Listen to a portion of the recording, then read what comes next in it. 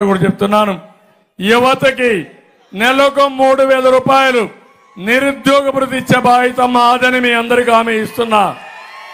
ఇదే కాదు, పెడల్లో మీరు కూర్చొని ప్రపంచం మొత్తం పనిచేసే విధంగా వర్క్ ఫ్రం హోమ్ తీసుకొస్తాం, ఇండస్ట్రీ తీసుకొస్తాం, ప్రతి ఒక్కరికి ఉద్యోగాలు ఇప్పించే బాధ్యత మేము తీసుకుంటామని చెప్పి కూడా నేను మీకు తెలియజేస్తున్నా. ఇంటింటికి మంచినీళ్లే కాకుండా ప్రతి ఒక్కరికి 4000 రూపాయలు పెన్షన్ ఇస్తాం. పింఛను కూడా ఏప్రిల్ నుంచే ఇస్తాం. మేము అధికారానికి వచ్చే జూన్ నెలలో వస్తాం, జూలై నెలలో ఇవ్వాలి. పెద్దవాళ్ళ కష్టం చూశాను, జగన్మోహన్ రెడ్డి శవ రాజకీయాలు చూశాం, అందుకే అనౌన్స్ చేశాం. ప్రతి ఒక్కరికి ఏప్రిల్ నుంచి పింఛను 4000 ఇచ్చే బాధ్యత మాదని మరొక్కసారి మీ అందరికీ హామీ ఇస్తున్నా. బీసీలకి 50 సంవత్సరాలకి పింఛన్లు ఇచ్చే విధానం కూడా తీసుకొస్తాం. ఎక్కడికక్కడ ఇవన్నీ చేసి మిమ్మల్ని ఏ విధంగా పైకి తీసుకుపోవాలో, ఆర్థికంగా పైకి తీసుకురావాలో తీసుకొస్తామని చెప్పి కూడా నేను మీకు తెలియజేస్తున్నా. ఇప్పుడే ఇక్కడ జోగి విషయం మాట్లాడారు. ఎందుకంటే ఓసారి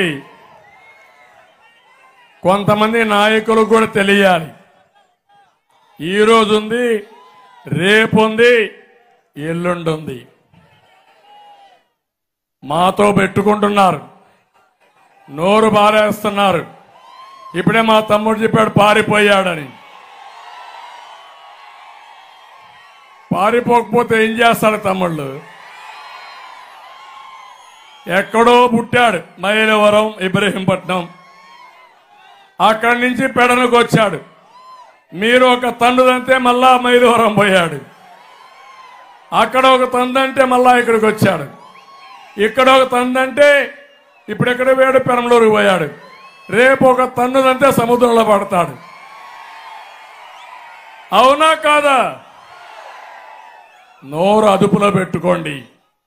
నోరు అదుపులో పెట్టుకోకపోతే మిమ్మల్ని అదుపులో పెట్టే శక్తి మాకుంది.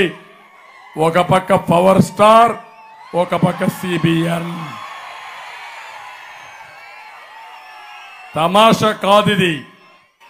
నీ సైకో ఉన్నాడు అనుకుంటున్నారు, కానీ నీ సైకో కూడా నిన్ను కాపాడలేడు.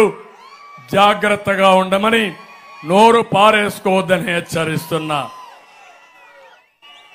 ఎక్కడ చూసినా ఈ యొక్క ముఖ్యమంత్రి కడాని ఇప్పుడు ఆయన అంటాడు, ఆయన మీద గులకరాయి పడితే చాలా బాధపడిపోతున్నాడు.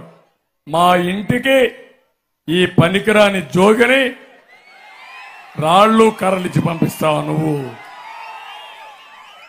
అంటే? మా ప్రాణాలు నీకు లెక్కలేదు, నీ ప్రాణం మాత్రం విలువ.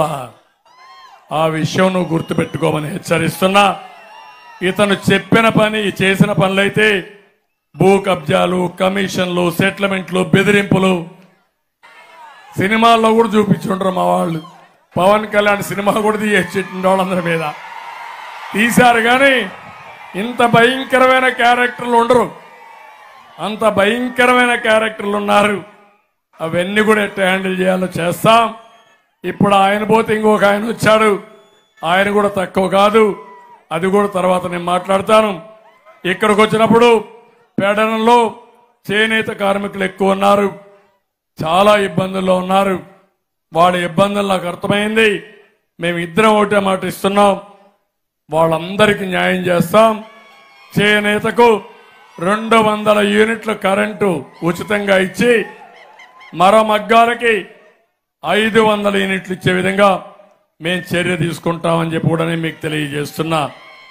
ఇది కాకుండా ఇంకో పక్క వాళ్ళకు 1-2 ప్రాబ్లమ్స్ కాదు, యార్ని కానీ, కలర్ సబ్సిడీ కానీ, ముడి సరుకులు కొనుగోలు కానీ, ఇలాంటి చాలా ఉన్నాయి. జిఎస్టీ ఉంది.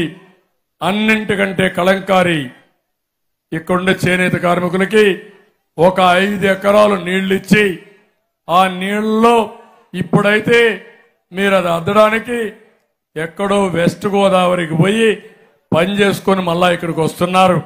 ఒకటే హామీ ఇస్తున్నా, 5 కాదు, అవసరమైతే 10 ఎకరాలు ఇచ్చి అక్కడనే పొల్యూషన్ కంట్రోల్ కూడా ప్లాన్ చేసి మీకు ఇబ్బంది లేకుండా కలంకారీ కోసం ఒక